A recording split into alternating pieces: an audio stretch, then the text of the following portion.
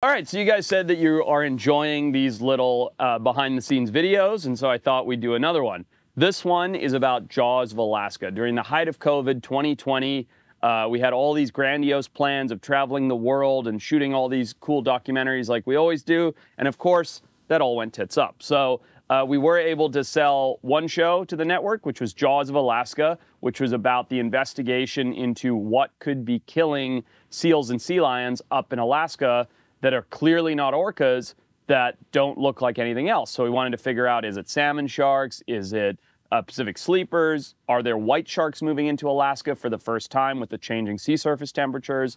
And so we headed up there on this pretty cool Shark Week show, Jaws of Alaska. Check it out on HBO Max, Discovery Plus, any of those silly things.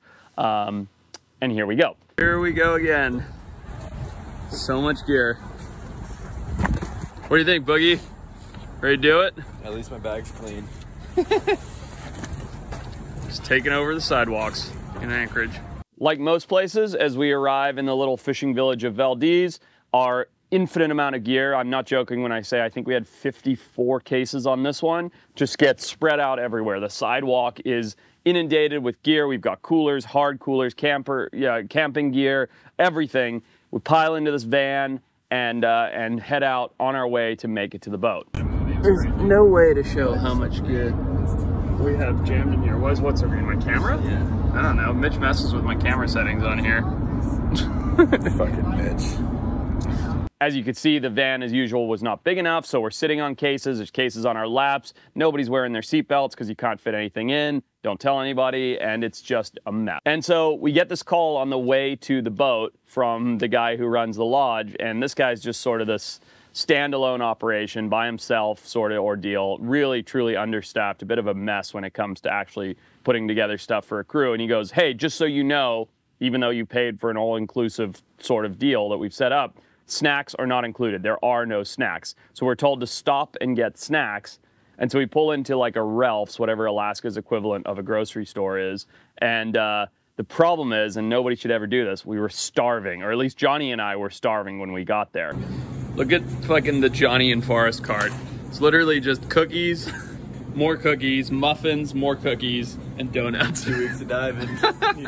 $1,200 later, which was insane, Johnny and I have a grocery cart of cookies, donuts, potato chips, literally every unhealthy food you could think of, and we connect with Josh, our medic, who's this like ex-Navy SEAL, and he's got like healthy power bars and all this like super good for you stuff, and it's literally a $1,200 grocery store run for garbage food, which we never ended up eating, which I'll get back to that in a minute. And Josh's is all health food. So we're on the way out, we see the Matanuska Glacier, we stop for the first time, fly the drone, it's freaking epic. Shot of the shoot, here we go. Drone and glacier, ready, go. He's not going. Boom. Go. Recording. Yoo! First shot. And we get to Valdez and we load the boats up, and the boat ride out is epic. You can see John's freaking out. The guys are super excited. It's not flat, but it's not super rough, but it's cold. I mean, this is Alaska in the summertime. So you're like, oh, maybe it'll be sunny and warm. No, it's like in the 40s, and we're cruising out, and it's just stunning. You got all this dramatic landscape and the crazy clouds and the mountains, and we're heading out to get our first look at the Prince William Sound. Hi, son, John. Amazing.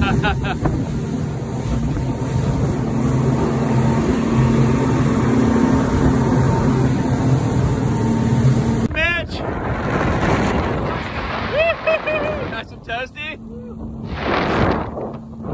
There it is. There is home for the next 2.5 weeks. That little spot in the middle of absolutely freaking nothing. So you see here, we're pulling up to the lodge. It used to be called Ravencroft Lodge, I think. Yeah, Ravencroft Lodge. Check that out. Ravencroft Lodge, Alaska. And like I said, it's not the most well-oiled organization you've ever seen, but boy, is it a beautiful spot with tons of wildlife. And not that I know that much about diving in Alaska, but I would say by far the best shark diving in Alaska. He's on it's because he's been lugging gear for an hour while we've been boating. Yeah, buddy! Yoo-hoo-hoo! Made it! You're looking at a t-shirt, dumbass.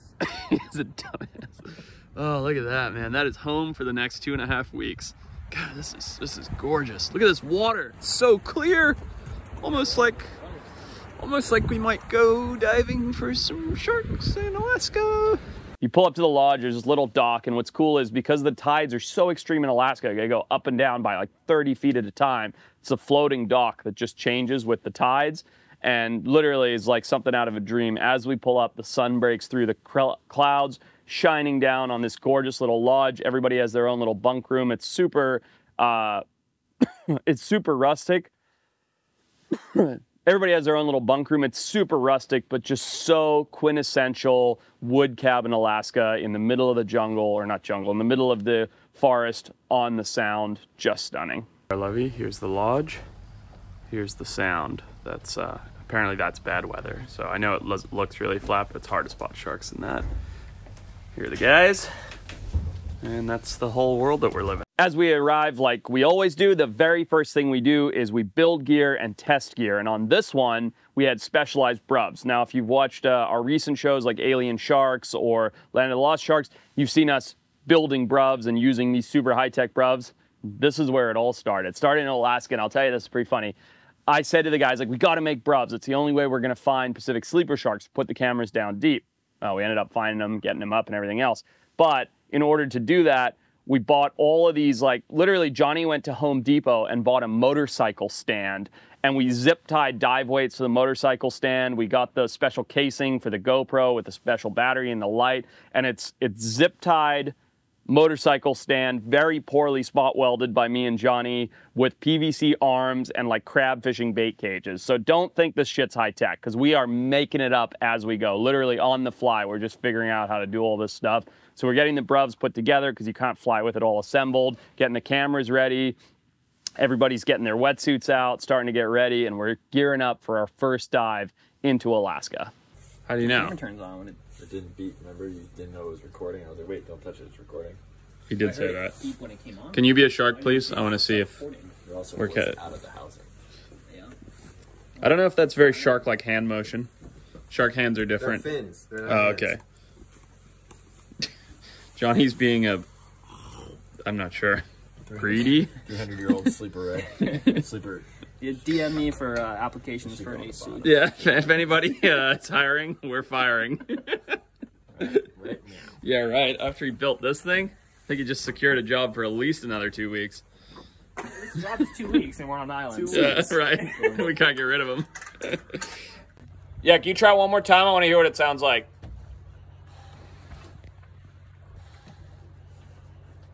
But you have to pretend like you're Forrest. What? You have to Can you pretend do it one more? like you're Forrest. I blew it. Do it one more time. I want to hear what it sounds like. Present like Forrest. do another one. I'm not going to do this one again. Mitch is showing off his camera, right? Don't let him fool you into thinking he's a professional. He's just as much of a doofus as Johnny and I are. And so he feels like a big freaking dick in this because he's got, I think this is the first shoot he had his new red on. And so he's got this new red camera. He's got it on the sticks. He's got the monitor. He's got the face shield thing and the sound crap. I don't know anything about cameras. He's got this whole thing built out, and he thinks he's on the set of Avatar, right? I mean, this guy's like, oh, look at this. It's all about this. He literally filmed nothing but clouds moving on that rig for a week straight. And he's going to be pissed when he hears this. We're going to make sure he doesn't edit this. Kyle, you got to edit this, not Mitch, because he'll definitely cut this out. But he thought he was such like big dick swinging with his fancy new camera, and all he did was use it to film clouds. This is what happens when you pay Mitchell Long to be your friend for 3 years. He doesn't spend it on a house. No. He spends it on a camera that costs more than a house. Stand next to it for size reference. Your head looks like a golf ball compared to that thing. Jeez, what a monster. A little ridiculous. It's a little overkill for this, but It seems like a perfectly reasonable travel action camera. It's basically a GoPro.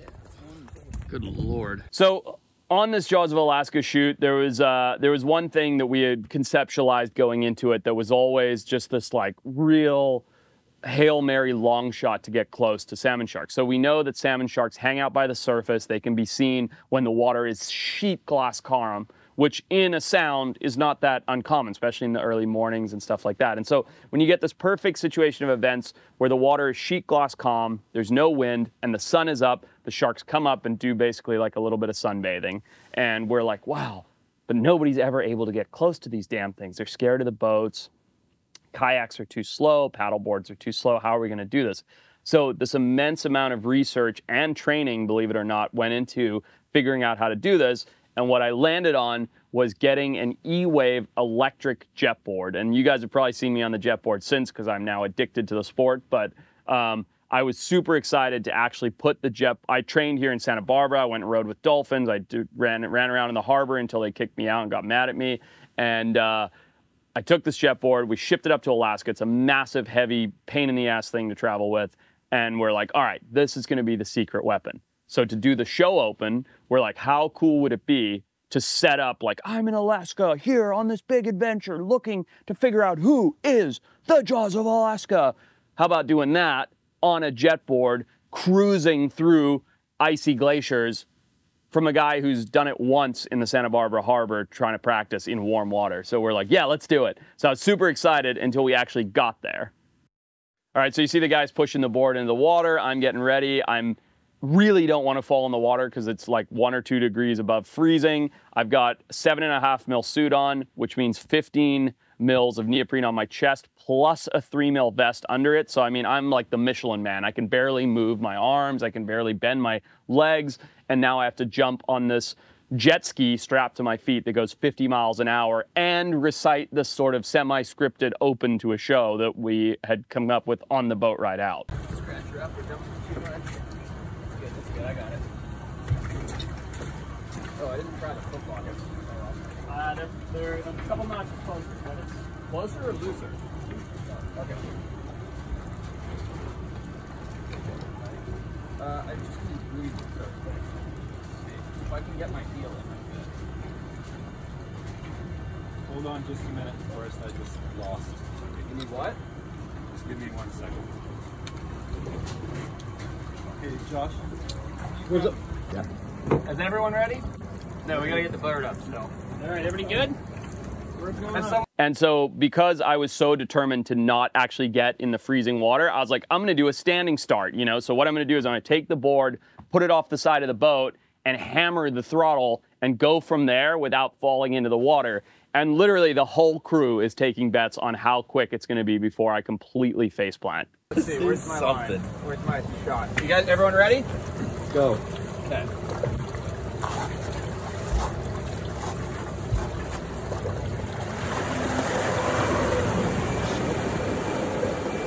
Son of a bitch, he actually did it. Well, I didn't faceplant. I actually made it. We made the awesome open to the show, and you guys can go and check that out. So the show open's made. We're cruising around. We're trying to figure everything out. And one of the things we have to do is we have to take the skiff out and do some baiting. And so day 1 or 2, we take the skiff and we build a bait bag, okay? And oh God, you gotta go watch the other video because we made this a standalone thing on what happens with the bait bag. That's a little teaser for you, but I'm just gonna say this, fishing, bait bag, not a good combo. Go and watch the other video because that's its whole own thing that I'm embarrassed to ever even talk about. But anyway, so we decided to go out on the skiff and set the bait bags. And so the way we don't want to ever, pollute, so we decide to do buoy, line, bait bag on the bottom. We'll come back and check and change the bait bags periodically. That way nothing floats away. We can check on the buoys. There's an anchor system, blah, blah, blah. Well, on, I think the second day, when I wasn't driving the boat, by the way, Mitch was, we run over the bait bag line. What that means is the bait bag line goes straight into the prop, and we're in a tiny little skiff by ourselves in the middle of the sound, and the engine is now stuck. And of course, because we're just doing bait bags, nobody has a wetsuit or anything. So what do we have to do? Mitchell, because I said no way, Johnny said no way, we'd been in that water all day, JQ said no way, Mitchell decided to lower himself in head first in the sub-freezing water to get the rope out of the prop. And as you can see, Johnny and I are literally holding his pants and his belt loop and lowering him in because he's like, I don't want to go all the way in, I don't want to go all the way in. But he ended up having to go into here anyway. We had no mask and snorkel, and he's just opening his eyes in this freezing water and untying the rope. It was hysterical. So we're out here setting our hook for the sleeper shark. And we got the line wrapped up in the prop, but the outboard is fucking Mitch. But the outboard is broken and it won't come up. So in literally freezing water, God damn. Mitch is going head under. Come over here, come get this. This is so funny. Literally waterboarding the poor guy. You okay? You alright? Yeah, he's fine. Okay. Mitch, Good? do you have it or not? I think he's done it. I got one more wrap. Let's go one more wrap. Oh my God, poor guy. Do another piece. Just Me? a minute, yeah. The same You thing? can make it. Yeah, just go. Look at this. Just look at him. This is so cold. He's gonna be dying. You get it? Jesus, dude, this is fucking tough of you. Mitch. This is brutal. It might be like stitched over itself. Mitch, you got it? Take a break. Take a break. All right. So if I jump in there and Be a double high five, but you probably don't want one. Okay, take my jacket. Hold on, get him warm. yeah, Get your shirt off. take that shirt off Wet and put on the jacket, the warm jacket. Yeah. So if you've seen the show, you know it has a whole lot of highs and lows. I mean, not really many lows, just a lot of highs. It was an epic, epic show from the rivers and the salmon and the bears and just all kinds of amazing stuff. But none of those moments had us higher than the orcas. What do you see? About 30 orcas right here. Oh! Look at the ball! Oh my God, he's so beautiful.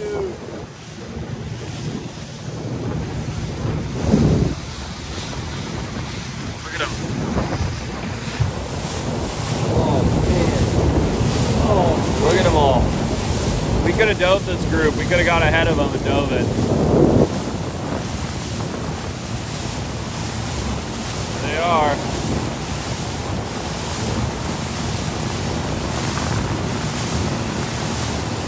Look how many there are. They're just everywhere. They're all around us. Absolutely amazing. Whoa, full breach. Oh, I got that on the phone and none of you guys got it.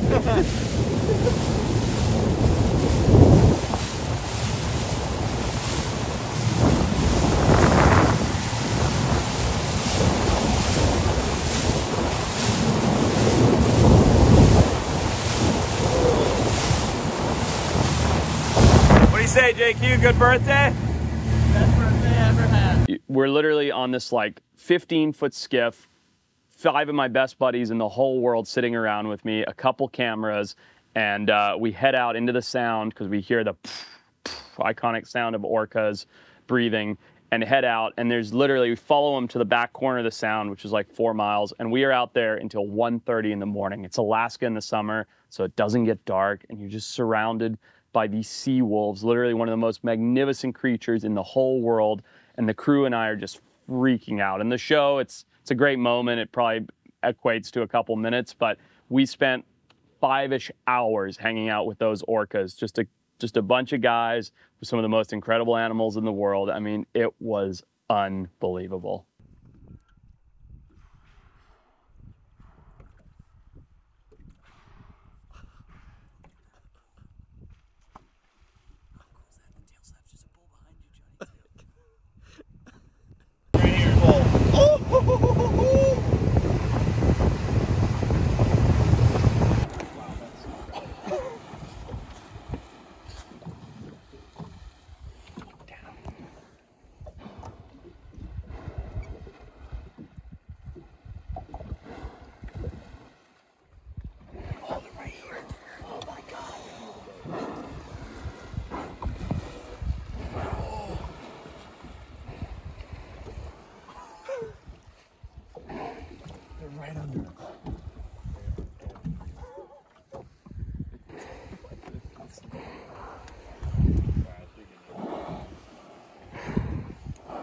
And you can see the guys are just freaking out. I mean, there's all these bad videos from our cell phones, and of course we shot it all on the beautiful cameras too, but the orcas are putting on a show. They're up, they're splashing. It's this crispy, smooth water. I mean, it's just, to this day, it's like one of the most beautiful things I've ever experienced, just being in the sound no people for 50+ miles, me and a handful of my best buds seeing one of the most incredible creatures. I mean, it was phenomenal.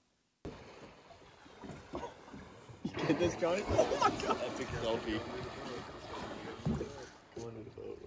All right there.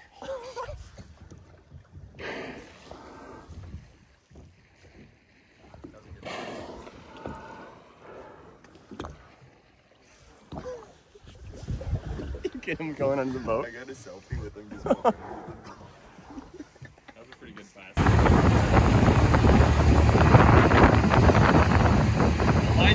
And so we wrapped up with the orcas right as the sun was setting, which it never does there. It just dipped behind the horizon. We headed back to camp.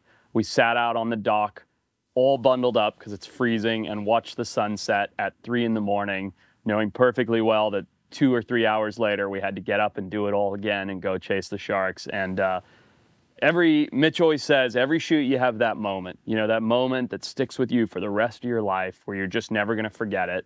And in Jaws of Alaska, the orcas had you in the moment with them, but the moment was sitting there on this dock watching the sunset after this magical experience with some of my best buds in the world.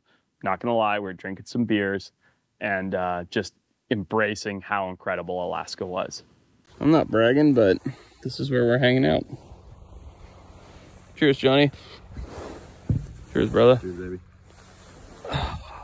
Alaska. Chill. If you like that, go check out Jaws of Alaska. It's the full film. You can see it on HBO Max, Discovery Plus, a bunch of other places. And I intentionally left out my fishing story. And it's Johnny's fault, not mine, by the way. But we intentionally left out our fishing story because it's so incredibly humiliating. But Mitch insisted, so go watch the other video. Check out the fishing story behind the scenes. And do me a favor and comment on that video. Help me feel better what your most embarrassing fishing story is. See you guys later.